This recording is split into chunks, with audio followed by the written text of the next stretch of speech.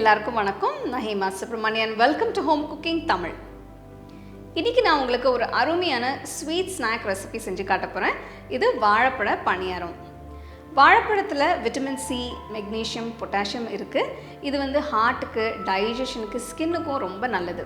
சில குழந்தைங்க வாழைப்பழம் சாப்பிட விரும்ப மாட்டாங்க. அவங்களுக்கு இது செஞ்சு கொடுக்கலாம். கண்டிப்பாக விரும்பி சாப்பிடுவாங்க. வாங்க இப்போ இந்த ரெசிபி எப்படி செய்யறதுன்னு பார்க்கலாம்.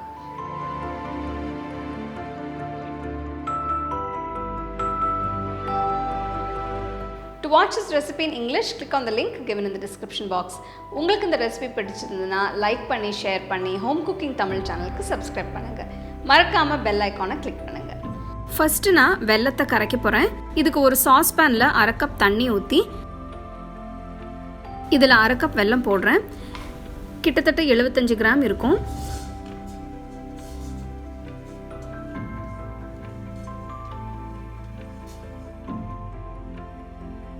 ஒரு பவுலில் வாழைப்பழ துண்டுகளை போடுங்க. இந்த ரெசிபிக்கு நான் 5 சின்ன வாழைப்பழம் யூஸ் பண்ணுறேன். வெள்ளைப்பாகு வடிகட்டி ஊற்றுங்க.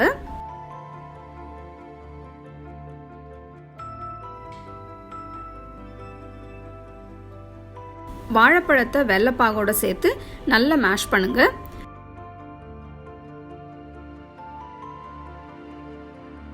அரை டீஸ்பூன் ஏலக்காய் தூள், கொஞ்சம் தேங்காய் துண்டுகளை போடுங்க. இது பணியாரத்துக்கு நல்ல கிரன்ச் கொடுக்கும்.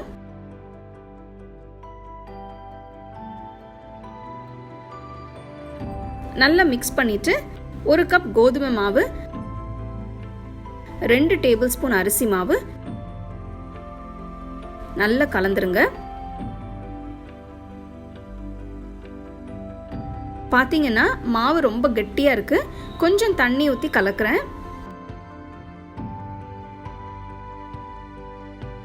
இப்போ மாவு நல்ல விழுகிற பதத்தில் இருக்கு. பணியார தட்டை சூடு பண்ணி நெய் ஊற்றி கொஞ்சமா மாவு ஊத்துங்க.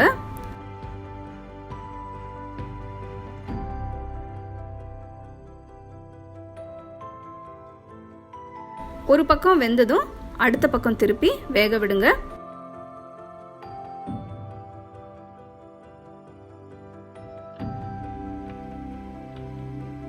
ரெண்டு பக்கமும் கோல்டன் ப்ரௌன் கலர் வந்ததும் பணியாரத்தை எடுத்துருங்க.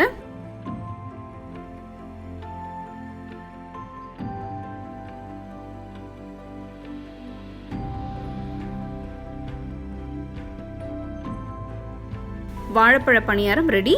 சூடா சர்வ் பண்ணி எல்லாரும் சந்தோஷமா சாப்பிடுங்க.